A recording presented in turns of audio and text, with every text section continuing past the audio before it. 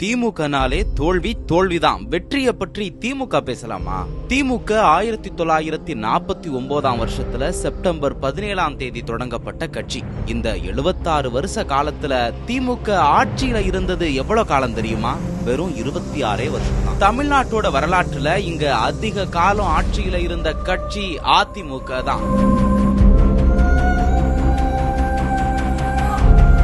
1976 வருஷம் ஜனவரி 31 திமுக ஆட்சி கலைக்கப்பட்டது.